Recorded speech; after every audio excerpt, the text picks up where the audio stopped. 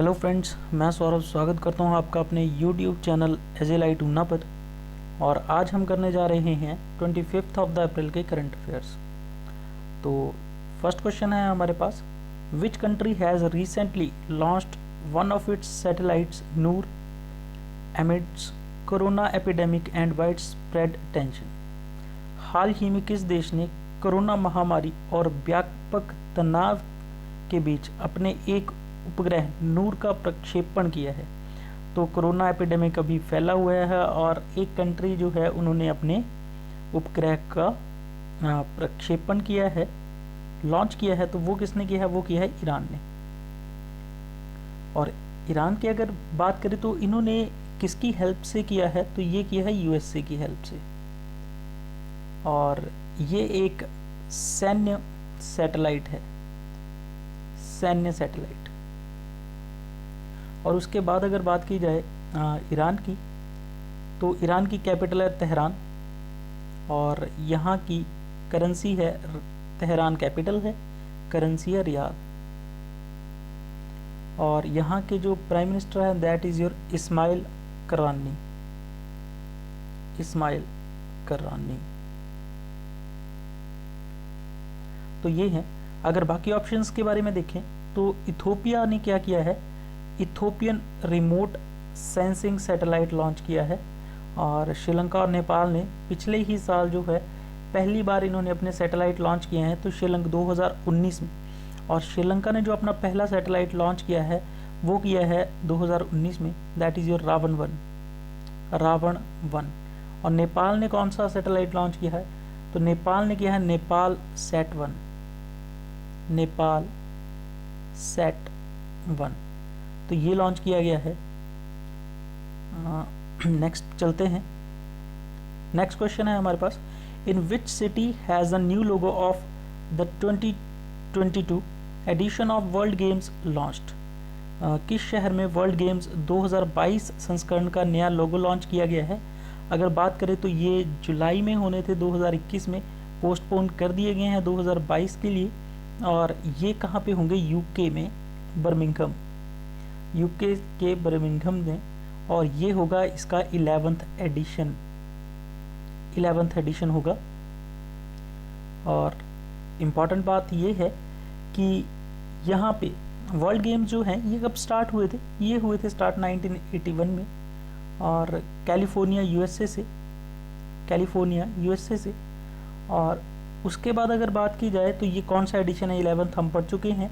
और ये कौन स्टार्ट करता है वर्ल्ड गेम्स? तो ऑर्गेनाइजेशन है इंटरनेशनल वर्ल्ड गेम एसोसिएशन। और इसका हेडक्वार्टर कहाँ पे है? वो है लुज़ेन, स्विट्ज़रलैंड। और अगर बात करें बाकी ऑप्शंस की तो कतर में होगा 2020 का FIFA world cup for men's. और बर्मिंघम में हमने पढ़ी चुके हैं। टोक्यो में क्या होंगे? ये ओलंपिक्स होंगे। अभी होने तो 2020 में, पोस्टपोन कर दिए 2021 में जापान के टोक्यो में। होंगजू में क्या होंगे? तो Asian games, Asian athletics game होंगे होंगजू में, होंगजू दैट इज इन चाइना। तो एशियन गेम्स। तो ये थी 4 ऑप्शंस। चलते हैं next. Which minister has launched India's first कोविड-19 सैंपल कलेक्शन मोबाइल लैब?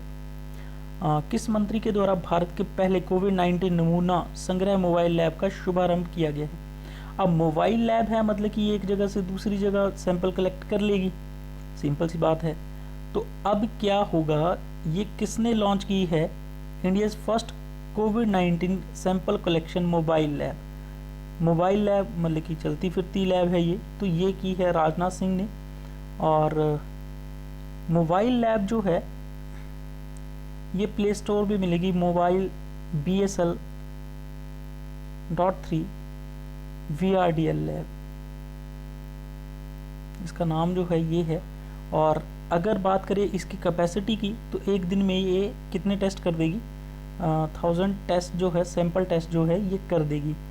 अब बात करते हैं ये मोबाइल लैब जो है किसकी हेल्प से बनाई गई है? तो ये बनाई गई है DRDO की हेल्प से। Defence research and development organisation, जो एस्टेब्लिश हुई थी 1958 में। इसके हेड हैं जी सतीश रेड्डी। और जी सतीश रेड्डी इसलिए इम्पोर्टेंट है क्योंकि इन्हें क्या मिला है, अवार्ड मिला है मिसाइल सिस्टम अवार्ड से। और अगर डीआरडीओ की बात की जाए, इसका हेडक्वार्टर कहाँ पे है, तो इसका हेडक्वार्टर है न्यू दिल्ली में। तो चलते हैं next question. In which country the Indian high commission has organised a webinar on trade promotion? किस देश में स्थित भारतीय उच्चायोग ने व्यापार संवर्धन पर वेबिनार का आयोजन किया है? अब आजकल हम ना एक टर्म काफ़ी ज़्यादा पढ़ रहे हैं, वेबिनार क्या है कि वेब के थ्रू हम जो कनेक्ट होते हैं सोशली, मींस आप जैसे आजकल काफ़ी फेमस है एक ऐप जूम ऐप, उससे आप इकट्ठे होते हैं जो वेब पे और सेमिनार लगाते हैं, तो उस सेमिनार को बोला जाता है वेबिनार। तो अब हुआ क्या है, अब क्वेश्चन आपको थोड़ा सा समझ आ जाएगा। In which country the Indian high commissioner लिखना था, तो हैज़ ऑर्गेनाइज्ड ए वेबिनार। तो वेब के थ्रू कॉन्फ्रेंस की है, और ये इन कौन से कंट्री के हाई कमीशन ने की है, तो दैट इज़ योर बांग्लादेश। तो यहाँ पे एक आपको फुल फॉर्म आएगी बांग्लादेश में IBBCI, Indian Bangladesh chamber commerce of industries, Indian Bangladesh chamber of commerce industries, IBBCI। और अगर बात की जाए हाई कमिश्नर कौन है हमारे बांग्लादेश में, तो ये हैं रीवा गांगुली दास। तो ये हमारी हाई कमिश्नर हैं कहाँ के लिए, बांग्लादेश के लिए। तो चलते हैं नेक्स्ट क्वेश्चन।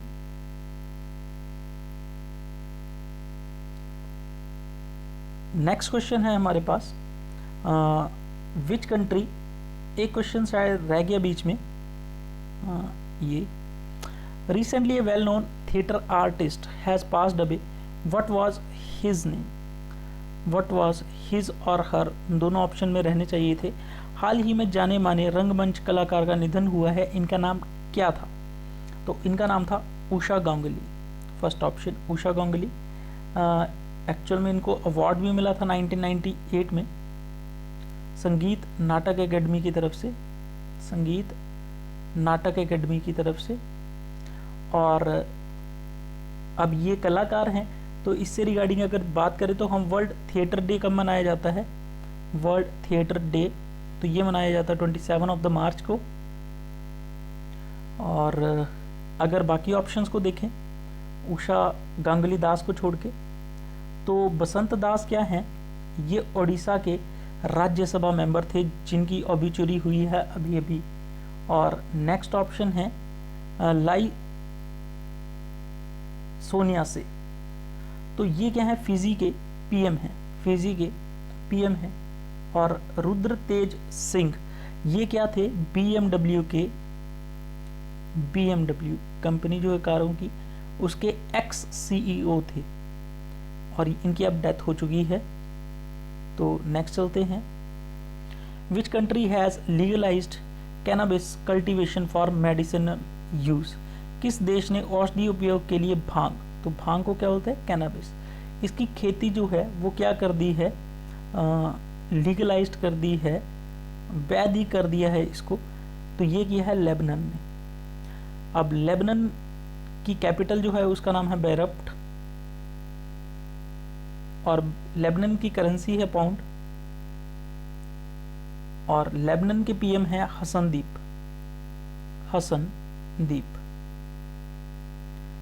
अब बात करते हैं लेबनान ने इसको जो है लीगलाइज किया क्यों।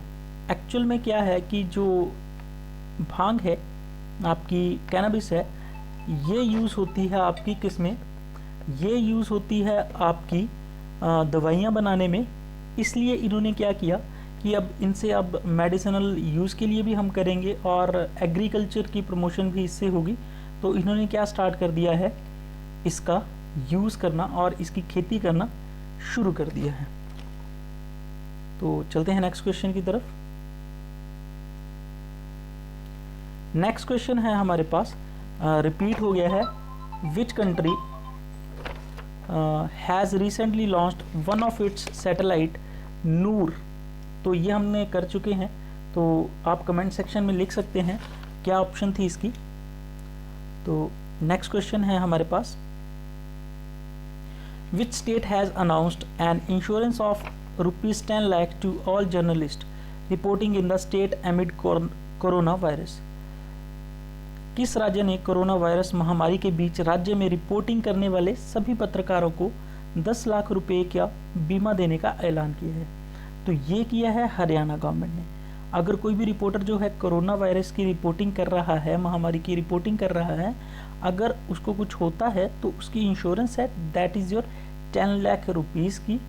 तो अब बात करें हम हरियाणा की, तो हरियाणा के जो हैं सीएम है that is your Manohar Lal Khattar, और यहाँ के गवर्नर है सत्यदेव नारायण।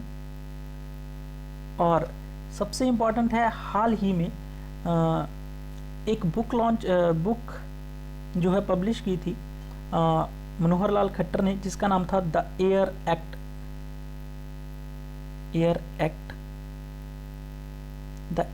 एक्ट 1981। और ये बुक लिखी किसने है? ये लिखी है के खंडेलवाल। के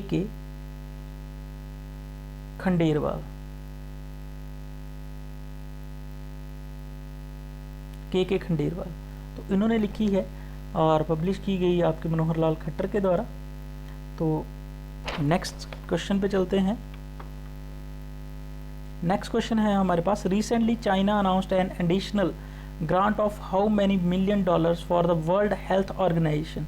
हाल ही में चाइना ने विश्व स्वास्थ्य संगठन के लिए कितने करोड़ डॉलर की अतिरिक्त अनुदान की घोषणा की है? तो ये की है चाइना ने कितने की? $3 मिलियन। एक्चुअल में क्या हुआ है कि WHO ने चाइना पे बैन नहीं लगाया, तो इससे नाराज़ होकर USA ने क्या किया है कि अपनी जो है ग्रांट जो है वो बंद कर दी है, जिसकी वजह से अब चाइना ने एक्स्ट्रा ग्रांट जो है WHO को दी है।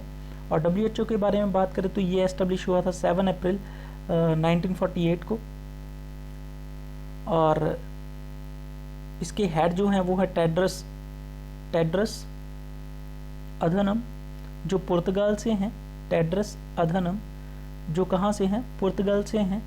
और इम्पॉर्टेंट बात ये है कि 7 अप्रैल को जब ये एस्टेब्लिश हुआ था तो इस दिन मनाया जाता है वर्ल्ड हेल्थ डे। तो 7 अप्रैल को मनाया जाता है वर्ल्ड हेल्थ डे। और 2020 को WHO ने कौन सा ईयर डिक्लेयर किया है? Support nurses and midwifes. तो चलते हैं next question. When was national panchayati raj day celebrated recently? हाल ही में पंचायती राज डे कब मनाया गया है? तो ये मनाया गया 24 अप्रैल को। और ये क्यों मनाया जाता है एक्चुअल में? क्योंकि ये, अब बात करते हैं पंचायती राज के बारे में। अब आपको सारे कंसेप्ट जो हैं क्लियर हो जाएंगे। पंचायती राज सिस्टम जो बना था वो बना था 73rd अमेंडमेंट जो हुई थी 1992 में, और उसके बाद ये लागू कब हुई थी? 24 अप्रैल 1993 में। इसी वजह से 24 अप्रैल को क्या मनाया जाता है? हमारा नेशनल पंचायती राज डे जो है मनाया जाता है। और उसके बाद बात की जाए कि सबसे पहले पंचायत सिस्टम जो है कहाँ पे आया था? तो ये आया था राजस्थान की नागौर में। काफ़ी इंपॉर्टेंट क्वेश्चन है, कई एग्जाम्स में आ चुका है। और यहाँ पे ये एस्टेब्लिश जो है पंचायती राज सिस्टम कब आया था? तो ये आया था 2 अक्टूबर 1959 को। तो काफ़ी इम्पॉर्टेंट है ये क्वेश्चन कि सबसे पहले पंचायती राज सिस्टम कौन से स्टेट में आया था? तो दैट इज़ योर राजस्थान के नागौर में 2 अक्टूबर 1959 को। अब उसके बाद एक और इम्पॉर्टेंट चीज़ है कि इसके लिए जो है कमेटीज़ बनी हैं। आपको सिर्फ कमेटीज़ का नाम याद रखना है, क्योंकि ज़्यादा डीप जाएंगे तो ज़्यादा बड़ा हो जाएगा। That is your bags. B for Balwant Rai committee, A for Ashok Rai committee, G for GVK Rai committee, और S फॉर सिंधवी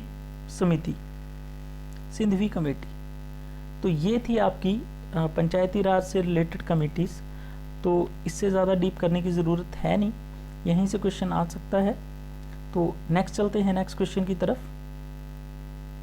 नेक्स्ट आपके पास which ministry has launched the my book my friend campaign. किस मंत्रालय ने माई बुक माई फ्रेंड अभियान की शुरुआत की है?